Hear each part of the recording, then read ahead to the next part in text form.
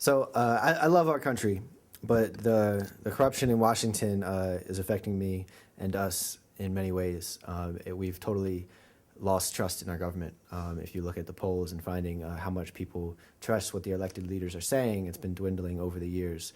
And that's really bad because we can't trust the people who we've elected to represent us.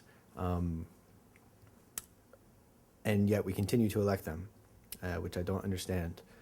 But they're creating policies that aren't in the best interest of me. They're not in the best interests of the young students that I work with growing up. And we're not securing a bright future for our country or for the rest of the world for that matter. We're killing people overseas. We're killing people here in the States. We're imprisoning more people than any other country.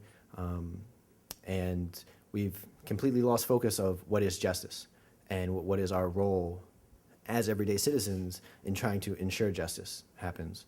And so I think that it's up to us to take back our country.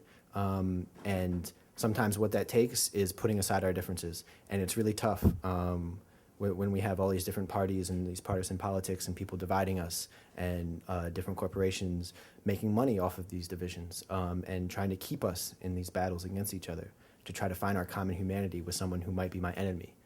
If I'm a strong anti-war activist and I have a pro-war friend, there's a way that we can get along and still work towards the betterment of our country and the betterment of all people. And it's about finding those ways to do that.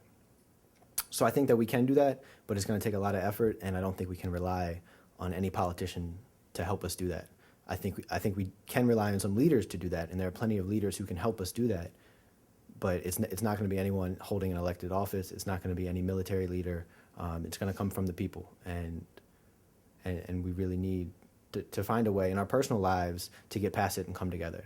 Some of us are so quick to go jump up and put up a sign and say, I'm protesting this, this, and that, but they won't even talk to people in their own family about it. But they'll yell at some stranger about it on the street. And so we're losing these connections. Even though our world's globalizing with the internet and all this, we have access to all this information, we're becoming more isolated as individuals. And that's a problem. We need to work towards community. And that's why I love Bloom Bars here in terms of building community. And so hopefully we can pop up more things like this, more community efforts to build that unity that we need to make the change that's better for all of us, not just for our personal interests or whatever our issue is, but for the betterment of our country as a whole. Thank you.